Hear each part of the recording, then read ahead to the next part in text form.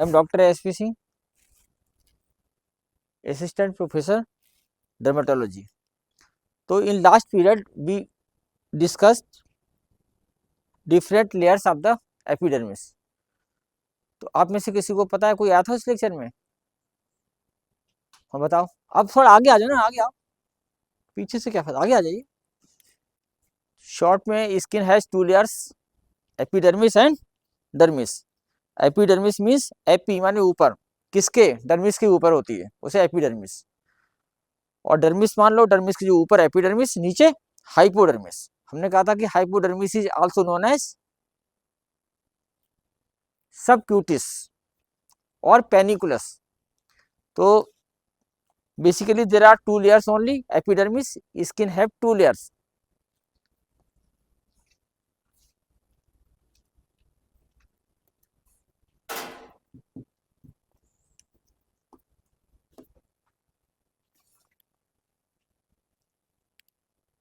Skin have two layers, epidermis and dermis.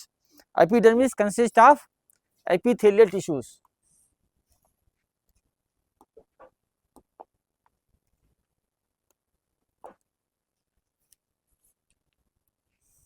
Epidermis consists of epithelial tissues and dermis is consist of connective tissues. And dermis is किस type की है? Dermis have two layers. One is superficial dermis known as papillary dermis and deeper is reticular dermis. तो epidermis is epithelial tissue.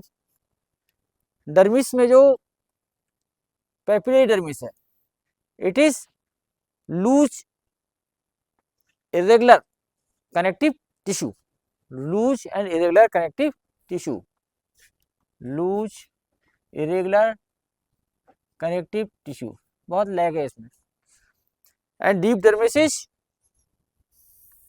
Reticular dermis and it is dense irregular connective tissue, ये dense irregular connective tissue है। And besides this there is a appendages of the skin. Appendages includes hairs and glands. Glands are of two types. One is sweat gland and second one sebaceous gland. Sweat glands are of two types, apocrine glands and eccrine glands. Sweat glands, eccrine glands and apocrine glands.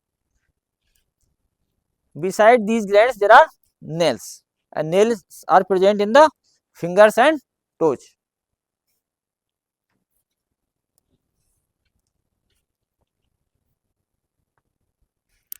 And between epidermis and dermis there is a dermo-epidermal junction also known as BMZ, basement membrane zone. This is epidermis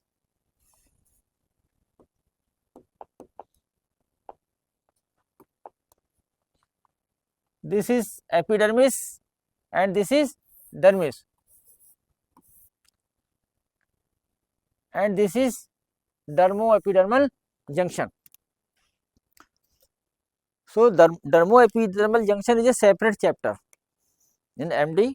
There is a separate chapter, लेकिन यहाँ हम short में ही आपको बताएंगे। And these are eccrine glands, eccrine sweat glands, and you can look here कि these are opening directly on the surface of epidermis. Eccrine glands directly open on the surface of epidermis, while apocrine glands or sebaceous gland they are opening into hair follicle. ये difference है दोनों में। eccrine glands directly open on the surface of skin, क्योंकि ये पढ़ा चुके हैं, थोड़ा शॉर्ट में ही पढ़ाएंगे, ठीक है ना। द एपिडर्मिस क्या है, दो चार बातें इसके बारे में। Epidermis is outermost layer of the skin. Thickness of epidermis is variable, thinnest at eyelid 0.1 mm and it is thickest at palm and soles. And epidermis की बात कर रहे हैं, epidermis is avascular structure. इसमें ना ही कोई nerve ending होगी, and it is made up of epithelial tissue. तो जो इसकी सेल्स है उसको क्या बोलेंगे, एपिडर्मिस में जितनी भी सेल्स होती हैं उस हर सेल्स का नाम है कीरेटिनोसाइट्स, कीरेटिनोसाइट्स। अब इसमें कीरेटिनोसाइट इसलिए कहेंगे क्योंकि इसमें कीरेटिन होता है, keratin is a protein. The topmost layer of epidermis is dead and sheds continuously in the external environment. तो एपिडर्मिस में 5 लेयर्स होती हैं बेसिकली। एक बेसल लेयर होती है, बेसी लेयर में डिवाइडिंग कैपेसिटी होती है, सेल्स डिवाइड करती हैं और ये कंटिन्यूअसली मूव अपवर्ड, ऊपर को ये चलती हैं। तो बनने के करीब 56 डेज बाद जो सेल बनी एपिडर्मिस में बेसल लेयर में, उसकी शेडिंग हो जाती है। तो एपिडर्मल ट्रांजिट टाइम कितना हुआ, शेडिंग मिला के 56 डेज होता है। कितना होता है, 56 डेज। वो हम आगे बाद में बताएंगे।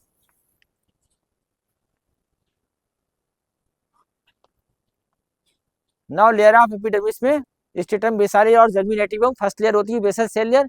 इसकी जो 30% सेल्स होती हैं they are divide at any given point of time.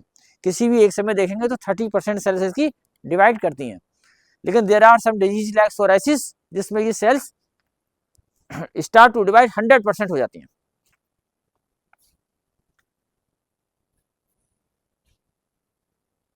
अब इसमें जो सेल्स होती हैं वो कौन सी होती हैं, मेलानोसाइट्स होती हैं, मर्कल सेल होती हैं और लैंगरहैंस सेल्स होती हैं। बहुत क्वेश्चन आता है एपीसी प्रेजेंटिंग सेल्स कौन सी होती हैं, लैंगरहैंस सेल्स। नीट में क्वेश्चन आता है, नीट पेजी में, तो लैंगरहैंस सेल्स होती हैं। सो स्टेटम बेसाले है कौन सी cell, melanocytes, Merkel cells, Langerhans cells. Keratinocytes तो होती ही है। Besides keratinocytes there are melanocytes, Langerhans cells and Merkel cells. The basal cells form strong cell to cell junctions. जो सेल्स होती हैं they are cemented by material known as desmosomes. Adhesion molecules होते हैं बीच में जो उनको चिपका के रखते हैं, जोड़ के रखते हैं, दैट इज कॉल्ड डेस्मोसोम्स। अब इस जो एपिडर्मिस की जो सबसे नीचे वाली लेयर है कौन सी है, स्टेटम बेसाले। इसके नीचे एक लेयर होती है उसको कहते हैं बेसल लैमिना। तो ये जो सेल्स होती हैं बेसल लैमिना की सेल्स जो है वो किससे मिली होती है, स्टेटम बेसाले की। ये ऐसे कह लो कि बेसाले की जो सेल्स होती है वो आपस में तो रहती है फ्यूज, लेकिन जो उससे नीचे वाली लेयर होती है जिसे बेसल लैमिना कहते हैं उससे भी फ्यूज रहती है।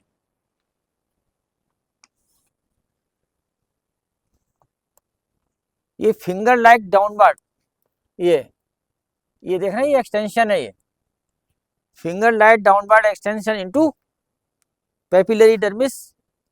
एपिडर्मिस के जो फिंगर लाइक डाउनवर्ड एक्सटेंशन ऐसे बोलेंगे रीटेरिजिस। और ये फिर इसके बीच में जो ये डर्मिस का है, ये डर्मिस का है, इसे बोलेंगे dermal papillae.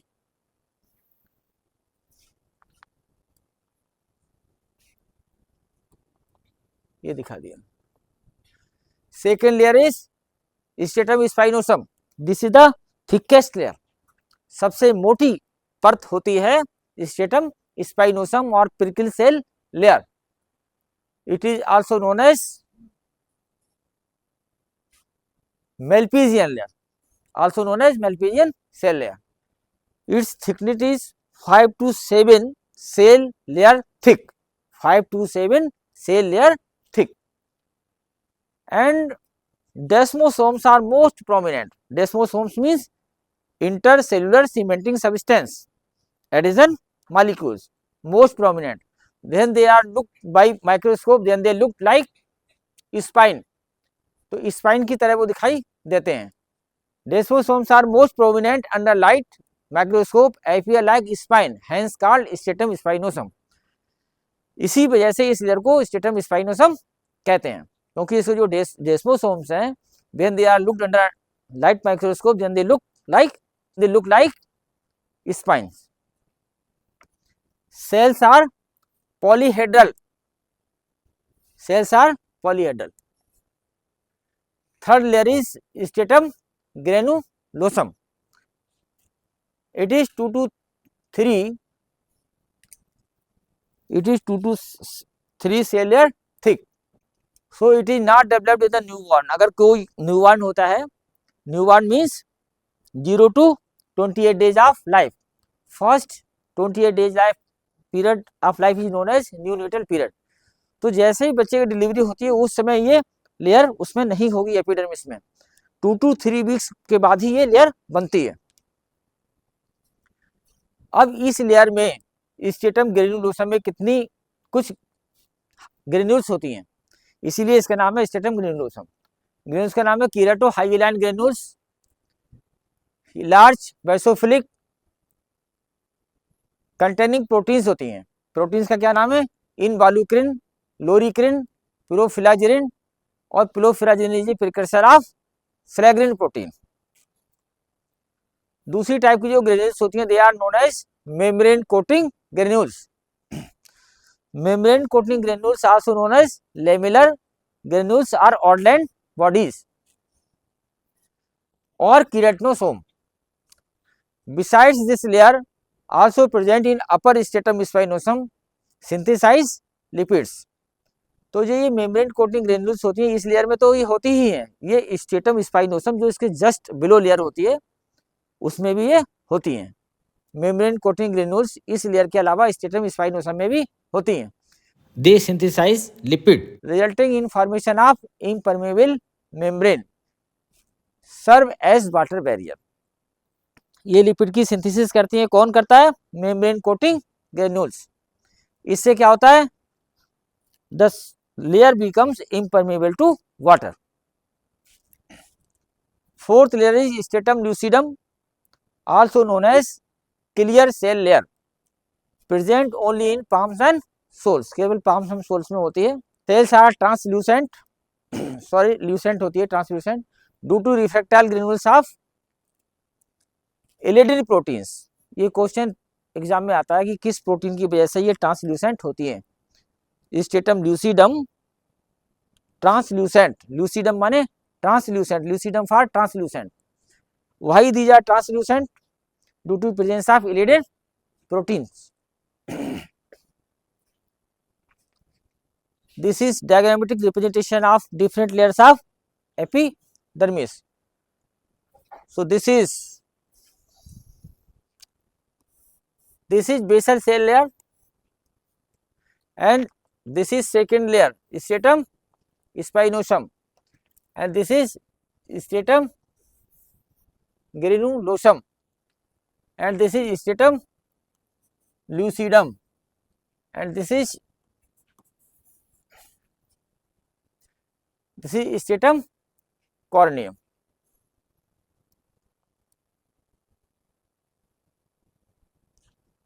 Now fifth layer is stratum corneum.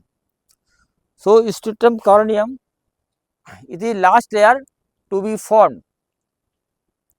जो सबसे पहले लेयर बनती है वो कौन सी होती है, स्ट्रेटम बेसारे, इसके बाद स्ट्रेटम स्पाइनोसम, इसके बाद स्ट्रेटम ग्रेनुलोसम, इसके बाद स्ट्रेटम ल्यूसिडम, इसके बाद ये लास्ट लेयर है, last layer to be formed. Hence absent in preterm and low birth weight babies. Low birth weight babies में ये नहीं होती है। Made up of flattened dead keratinocytes which lack nuclei and most keratinised layer. So this layer, the cells of this layer have no nuclei and which is most keratinized layer, stratum corneum।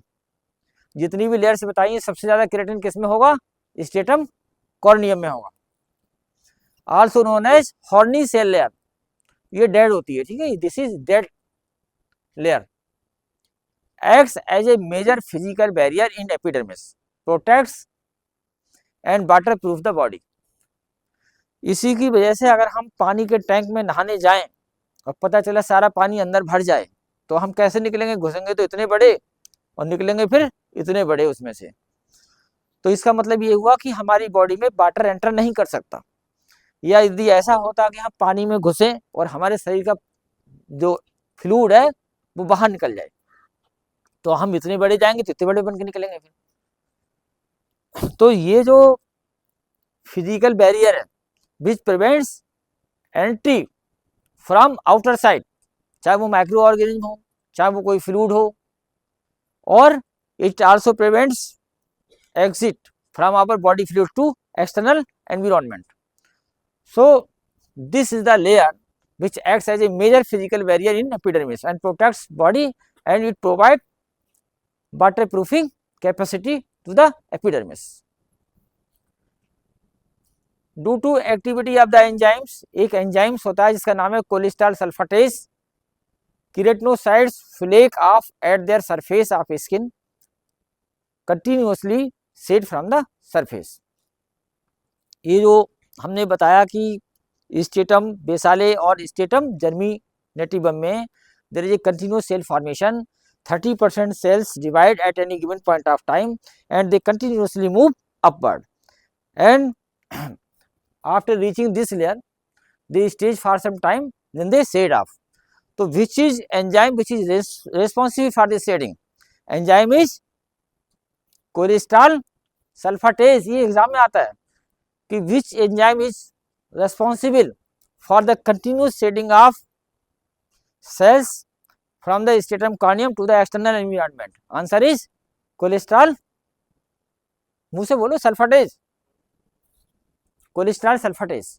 ये epidermis layers changes in cells as they move from basal layer to horny cell layer.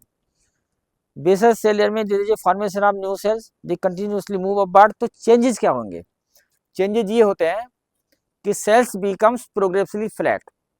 नीचे की sales polyhedral होती हैं, ऊपर जैसे जाती हैं दे becomes more and more flat, flattened होती जाती हैं। दूसरा, वाटर कंटेंट डिक्रीजेस। नीचे की सेल्स में वाटर कंटेंट ज्यादा हुआ, as they move upwards water content decreases, there is a change. Nucleus loss,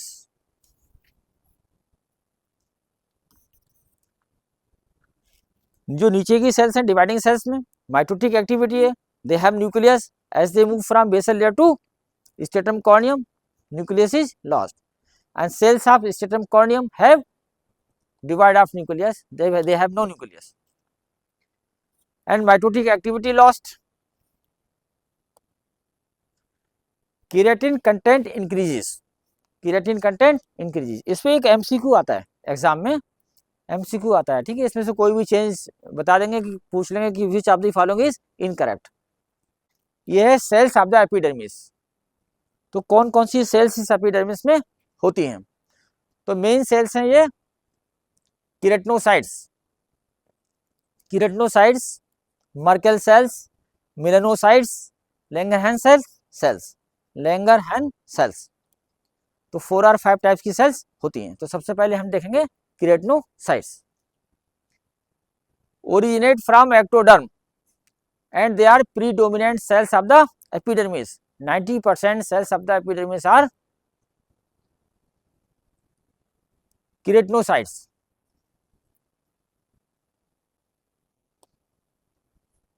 made up of mainly keratin filament, filamentous और फिलामेंट क्या है? ये केराटिन फिलामेंट क्या है? Filamentous polymer of keratin proteins. So the keratinocytes made up of mainly keratin filaments. And what are keratin filaments? They are filamentous polymers of keratin protein. Have desmosomes like Merkel cell. तो desmosomes किसमें होते हैं? Merkel cell में होते हैं और keratinocytes में होते हैं। डेस्मोसोम्स होते किसमें नहीं है? मेलानोसाइट्स में नहीं होते हैं और लैंगरहैंस सेल्स में नहीं होते हैं। मेलानोसाइट्स में नहीं होते हैं, लैंगरहैंस सेल्स में डेस्मोसोम्स नहीं होते हैं। मेलानोसाइट्स भी डेंड्रिटिक सेल्स होती हैं और लैंगरहैंस सेल्स भी डेंड्रिटिक सेल्स होती हैं। अब डेस्मोसोम्स होते किसमें? मर्कल सेल में होते हैं, केराटिनोसाइट्स में होते हैं। होते किसमें नहीं है? मेलानोसाइट्स और लैंगरहैंस सेल्स में नहीं होते हैं। डेंड्रिटिक सेल्स कौन सी होती है हमारी? मेलानोसाइट्स और लैंगरहैंस सेल्स। ये क्वेश्चन आते हैं, अभी एमसीक्यू कराएंगे बाद में, इस चैप्टर के बाद एमसीक्यू कराएंगे। Keratin has sulfur containing amino acid cysteine required for disulfide bridges, give additional strength and rigidity. Types of keratin कितनी होती हैं? Hard. Hard means more disulfide bonds जिसमें होंगे, that keratin is hard. And soft keratin. Soft keratin means less disulfide bonds. Second we come on the melanocytes. So melanocytes ऐसी sales हैं जो decide करती हैं आपके गोरे और कालेपन को। ऐसा होता है, एक सेंटेंस है, melanocytes, number of melanocytes decides the fairness और ब्लैकनेस, हाइपरपिगमेंटेशन या हाइपोपिगमेंटेशन या colour of the skin decide करती है। ऐसा है कि नहीं है? कौन कौन एग्री करता है इस बात से? अगर ये ऐसा ही होता है तो ये बात गलत है, ठीक है ना। अगर कितने भी लोग हों, अगर एक फेयर कलर का है, कोई भी किसी भी रेस का हो, चाहे मेल हो फीमेल हो, so colour of skin does not depend on the number of melanocytes. They are equal in male and female and in all races of humans. भले ही नाइजीरियन हो, नाइजीरियन ब्लैक होते हैं, लेकिन नंबर ऑफ melanocytes उनमें भी उतनी ही होती है जितनी कि हम लोगों के अंदर होती हैं। So this is the number of, this is not the number of melanocytes which decides the color of human skin. समझ में आ गई बात? These are dendritic cells like Langerhans cells. हमने बताया Langerhans cells क्या होती है? Present in stratum basale, synthesize melanosomes. Melanosomes क्या होते हैं? Melanin containing cell organelle. Melanin containing cell organelle, उसका नाम क्या है? Melanosome. So these are the number of melanosome, ठीक, नंबर एक। दूसरा डिग्री ऑफ मेलानाइजेशन, कि उनमें कितनी मेलानिन है, कितने मेलानोसोम्स बनने हैं, what is the distribution of melanosomes and what is the rate of disintegration. So this decide, and hemoglobin, all these factor decides the color of skin. Number of melanosomes, melanosomes means a cell organelle within the melanocyte. So no desmosomes type Langerhans cells derived from the neural crest. ये neural crest से derived होती हैं। जो कार्नियोसाइट्स हैं वो कहाँ से derived होती हैं? एक्टोडर्म से। Each melanocyte transfer its melanosome to adjacent 36 keratinocytes from epidermal and forming epidermal melanin unit. So ये जो melanocytes हैं, these transfer melanosomes to keratinocytes and one melanocyte transfer to 36 keratinocytes. Epidermal melanin unit में कितना आएगा? 1:36 का ratio होता है। ये एग्जाम में आता है नीट पीजी में, कि how one melanocytes can transfer its melanosomes to how many keratinocytes? Answer is 36. 36. Different sets of the skin color depends on difference in number, size and distribution of melanosomes, not the number of melanocytes. Number of melanosomes. Difference of amount of eumelanin. There are two types of melanin. Number one is eumelanin, which is brown black melanin pigment, common in dark colored races, provide darker tone and more UV protection.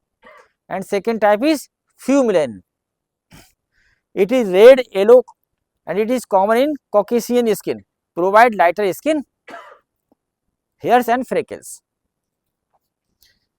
बेटे time से आ करो, तो आप कितने late आ रहे हैं?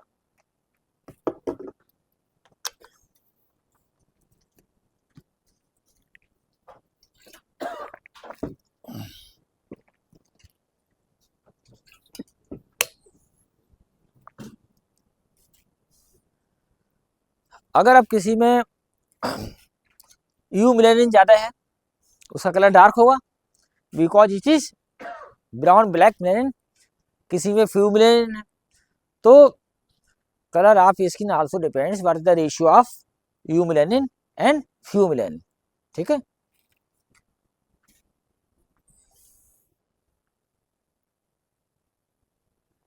दूसरा various genes MC1R, HERC2, SL25 and A5 control melanin production and distribution, create genetic blueprint of the skin color. ये जीन्स हैं which are responsible for the skin color. दूसरा यूवी एक्सपोजर अगर होगा तो क्या होगा? अगर अल्ट्रावायलेट एक्सपोजर अगर ज़्यादा होगा, हमारी बॉडी में कोई प्रोटेक्शन नहीं, मैकेनिज्म नहीं होगी, तो क्या होगा, कैंसर हो जाएगा स्किन का। तो इसे अवॉइड करने के लिए बॉडी क्या करती है, स्किन क्या करती है, मेलानिन का प्रोडक्शन बढ़ा देती है। आपने देखा होगा कि ज़्यादा एक्सपोजर होगा सन का तो यहाँ पे ब्लैक ब्लैक स्पॉट हो जाते हैं। ज़्यादा सन में घूमोगे, ज़्यादा एक्सपोजर होगा तो फोटो मिलेनोसिस हो जाती है, मतलब पिगमेंट फॉर्मेशन ज़्यादा होता है, मिलेनिन फॉर्मेशन ज़्यादा होता है। मिलेनिन क्या है, प्रोटेक्शन प्रोवाइड कराती है, किससे, अल्ट्रावायलेट रेज से, ताकि स्किन बर्न ना कर जाए, कहीं स्किन में कैंसर ना हो जाए। So hyper pigmentation is adaptive changes, एक एडेप्टिव चेंजेस होता है to ultraviolet exposure.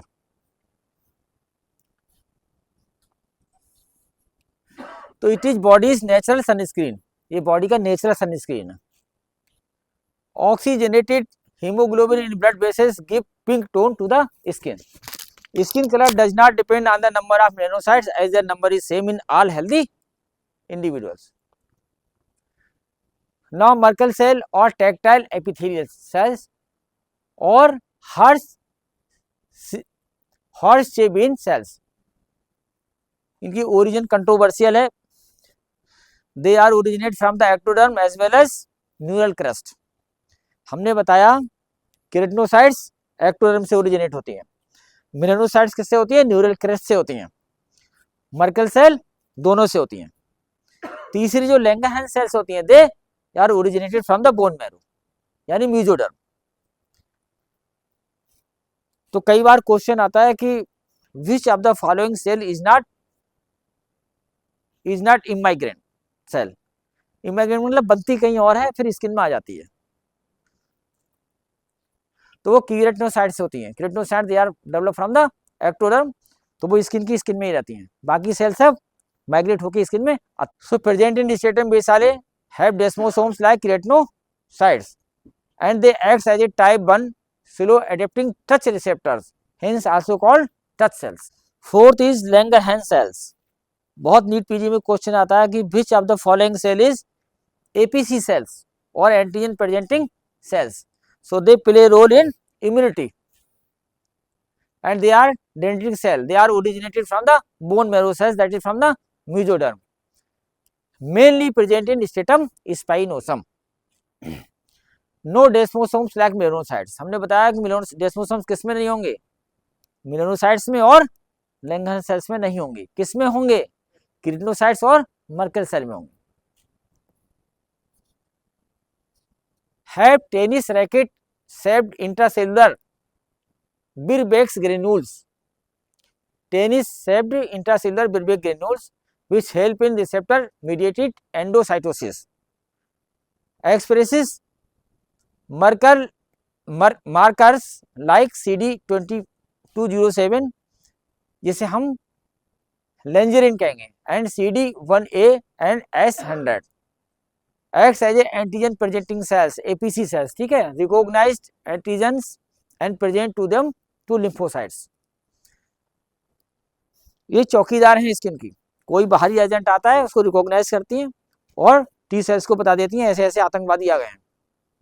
So they are antigen presenting cells, किसको, लिम्फोसाइट्स को, टी लिम्फोसाइट्स को प्रेजेंट कर देती हैं, इसे पकड़ो और मारो। Hence plays role in adaptive immune response, function, defense. Now few words about desmosomes. Desmosomes means intercellular cementing substance seen in keratinocytes and cells of stratum spinosum, not present between melanocytes and Langerhans cells, made up of calcium dependent adhesion proteins, molecules like desmogleins and desmoplakin, desmocorin and placoglobin and placophilin, ये calcium dependent adhesion molecules होते हैं। Auto antibodies to these desmosomes protein result in separation of keratinocytes from one another known as acantholysis. ये इसलिए पढ़ा रहे हैं, जब बाद में आप डिजीज पढ़ोगे ना तो इसमें ये अलग अलग हो जाती हैं सेल्स, बुल्ली बन जाते हैं कि कुछ बन जाता है। तो पैथोलॉजी में समझने के लिए कि कौन से एंटीजन किस डेस्मोसोम्स के अगेंस्ट में एंटीबॉडी बनी, उन्होंने डिस्ट्रॉय कर दिया तो सेल आपस में सेपरेट कर जाएंगी, तो ये समझने में आसानी हो जाएगी, इसलिए बताया। एग्जाम्पल इन पेम्पिगस एंटीबॉडीज टू डेस्मोग्रेइन और फॉर्म। अब जैसे हमने बताया कि इसमें जो मालिक्यूल्स होते हैं कैल्शियम डिपेंडेंट एंटीजन मालिक्यूल्स, ये डेस्मोग्रेन्स भी होते हैं, डेस्मोप्लेकिन भी होते हैं, डेस्मोकोलिन भी होते हैं। तो जो पेम्पिगस में एंटीबॉडीज बनती है वो डेस्मोग्लेन्स के अगेंस्ट बनती हैं, डेस्मोग्लेन्स के अगेंस्ट एंटीबॉडीज डेवलप होती हैं।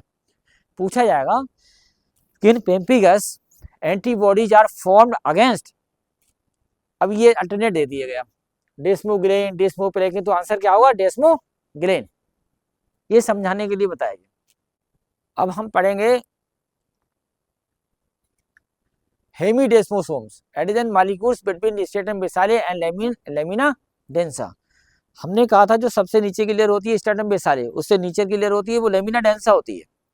वो लेयर किसी होती है, बेसमेंट मेम्ब्रेन की जोन। बेसमेंट मेम्ब्रेन जोन क्या होता है, junction between epidermis and dermis. तो बेसमेंट मेम्ब्रेन की जोन जो अपर मोस्ट लेयर होती है वो क्या होती है, लेमिना डेंसा। सो ये जो हेमीडेस्मोसोम्स होते हैं ये स्ट्रेटम बेसाले, एपिडर्मिस की नीचे वाली लेयर और बेसमेंट मेम्ब्रेन की सबसे टॉप लेयर को जोड़ते हैं, कनेक्ट करते हैं। So stratum basale is anchored to lamina densa a layer of dermo epidermal junction और basement membrane zone by hemidesmosomes. ठीक है, hemidesmosomes are made up of BP antigen 1, BP antigen 2, इसे कहेंगे कोलाजन 17 एंड प्लेक्टिन और integrin proteins. ये diagram समझो,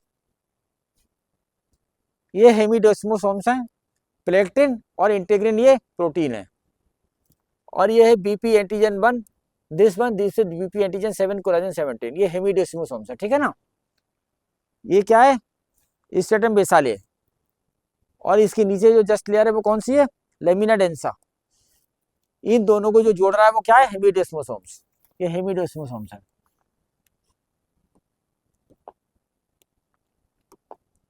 this is hemidesmosomes. ये basal कीरेटिनोसाइट्स और लेमिना डेंसा को आपस में चिपकाता है।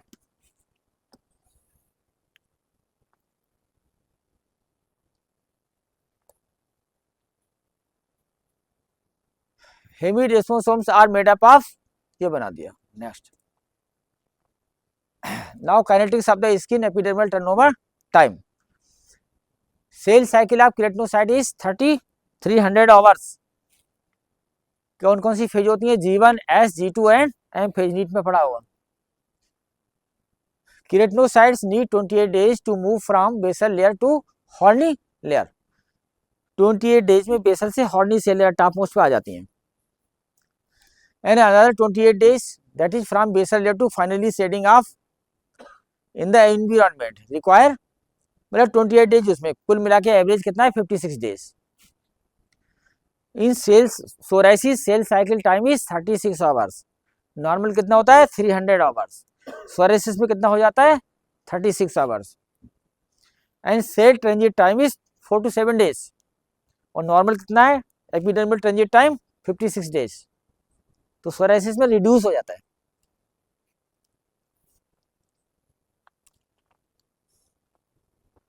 This is epidermal turnover time. Stratum में सारे यहाँ से सेल बनी, 14 दिन में यहाँ गई, 14 दिन यहाँ स्टे की, ये 14 डेज हो गए, यहाँ तक आ गई सेल, और फिर यहाँ से शेडिंग होने में कितना टाइम लग जाता है, नेक्स्ट 28 डेज, टोटल मिला के 56 days. Now dermo epidermal junction, location at the interface between epidermis and dermis, provides good mechanical support adhesion growth of basal cell layer, consist of hemidesmosomes। हमने बताया हेमीडेस्मोसोम्स में क्या होगा, PB antigen 1, PB antigen 2, plectin and integrin. Hemidesmosomes में क्या बनेगा, PB antigen 1, PB antigen 2, plectin और integrin. Lamina lucida और salt split layer made up of laminin. Lamina lucida और salt split layer made up of laminin. Laminin क्या होता है? एंकोरिंग filaments. इसकी थिकनेस होती है 20 to 40 nm।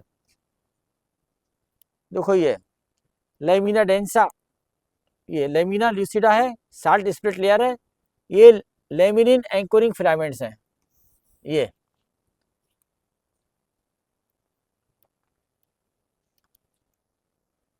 लेमिना डेंसा, इसके नीचे क्या होगी? Lamina densa. ये कोलाजन 4 होता है, इसकी थिकनेस किसकी होगी? कितनी होगी? 30 to 60 nm। ये लेमिना डेंसा, लेमिना ल्यूसिडा के नीचे lamina densa, collagen 4, thickness 30 to 60 nm। Lamina densa के नीचे sub lamina densa, also known as lamina fibro reticular. ये कोलाजन 7 है, ये भी एंकोरिंग फाइब्रिल्स है। फिर इसके नीचे क्या है? डर्मिस। डर्मल कोलाजन होगा। डर्मल कोलाजन मेनली 2 कोलाजन होते हैं। More than 70% weight of the dermis क्या होता है? Collagen fibres. इसमें भी 60% collagen 1 and rest collagen 3। These are the antigen involved in disorder। Antigen involve हमने बताया है, बीपी एंटीजन 1, बीपी एंटीजन 2। अगर हम ये नहीं बताते तो आपकी समझ में नहीं आता ये क्या है। ये क्या है? अभी बताया था।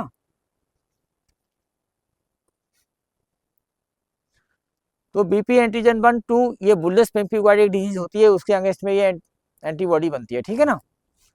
बुल्लस पेम्पिगॉइड, बीपी एंटीजन 2 मोर, ये ज्यादा इसके अगेंस्ट ज्यादा कॉमन है देन, ये बंद होना चाहिए। सिकाट्रिकल पेम्पिगॉइड, लीनियर आईजीए डिजीज, हर्पीस या पेम्पिगॉइड गैस्ट्रेसिस, इसमें ये इन तीनों में इसके अगेंस्ट बनती है। बीपी एंटीजन 2 ये पूछा जाएगा कि लीनियर आईजीए डिजीज में जो एंटीबॉडीज बनती हैं they are directed to which antigen, इसमें से आपको चूज करना पड़ेगा। दूसरा एक बीमारी है epidermolysis bullosa. Epidermis bullosa is a full chapter. तो epidermolysis bullosa junctional, simplex, chronic, बहुत सारे टाइप के होते हैं, सिकाट्रिकल, नॉन सिकाट्रिकल। तो एक है एपिडर्मिलाइसिस बुल्लोसा जंक्शनल, उसमें जो एंटीबॉडीज बनेंगी तो हमने बताया डर्मो एपिडर्मल जंक्शन भी बताया था, लेमिनिन। देखो ये लेमिनिन, लेमिनिन एंकोरिंग फिलामेंट किसमें होती है? लेमिना ल्यूसिडा में होती है। इसको साल्ट स्प्लिट लेयर भी बोलते हैं। इसके अगेंस्ट में एंटीबॉडीज बनती हैं। किस बीमारी में? किस बीमारी में? एपिडर्मोलाइसिस बुल्लोसा जंक्शनल में। कोलाजन 7 ये भी एंकोरिंग फाइब्रिल्स होते हैं। कोलाजन 7 कहाँ होते हैं? देखो भाई ये कोलाजन 7 है, ये सब लेमिना डेंसा, सब लेमिना डेंसा, ये लेमिना फाइब्रो रेटिकुलर, ये वाले ये एंकोरिंग फाइबर्स हैं जो बनते हैं ये वाले। इसमें इसके अगेंस्ट में एंटीबॉडीज बनती हैं। किस डिजीज में? एपिडर्मोलाइसिस बुल्लोसा डिस्ट्रॉफिकेंस। This is all about layers of epidermis, cells of epidermis and dermoepidermal junction, and in next period we will discuss dermis. Thank you too much.